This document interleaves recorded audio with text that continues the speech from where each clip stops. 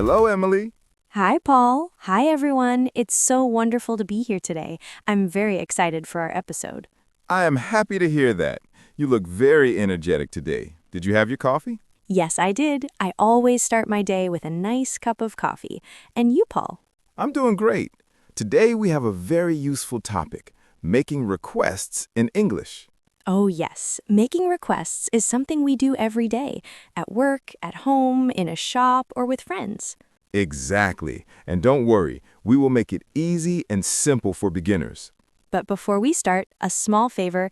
If you like this episode, please click the like button and subscribe to Mr. English channel. And share this episode with your friends or family who want to practice English requests. 1. Asking politely with "Can you?" Yes. For example, can you help me, please? Can you open the window? Can you pass me the salt? Very good. And don't forget please at the end. It makes your request polite. And if someone agrees, they can say, sure, of course, no problem. If they cannot help, they can say, I'm sorry, I can't.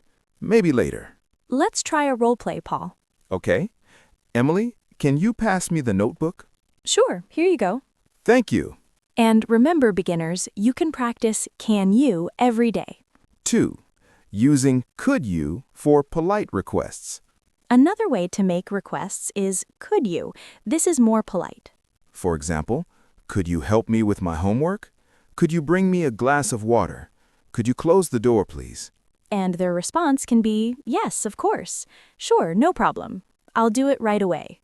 And if you cannot, it's polite to say, I'm sorry, I'm busy right now. Maybe later, sorry. Let's practice a short dialogue. Paul, could you help me with this English exercise? Sure, Paul. What part do you need help with? I don't understand the difference between can you and could you. No problem. Can you is simple and direct. Could you is more polite, especially for work or with someone you don't know very well.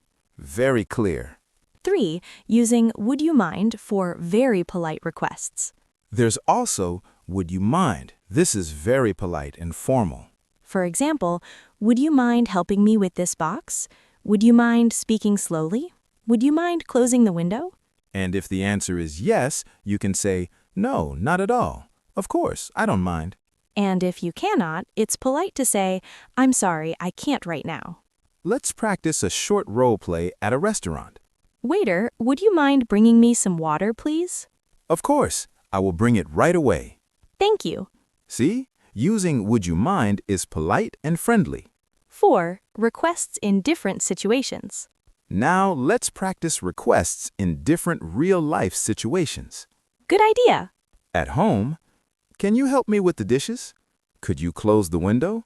Would you mind turning off the TV? At work, could you send me the report, please? Can you check this document? Would you mind checking my email? At school, can you explain this exercise? Could you lend me a pencil? Would you mind helping me with this question? In a shop, can you show me this shirt in a bigger size? Can you help me find the bread? Would you mind packing this separately? 5. Practice dialogue for beginners. Let's do a full practice dialogue. Sure. Paul, Emily, can you help me with my English homework? Of course. What do you need help with?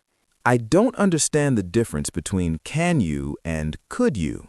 Can you is simple and direct. Could you is more polite. Thanks, Emily. Could you also check my homework after I finish? No problem, Paul. I will check it. And one more thing. Would you mind explaining one more example slowly?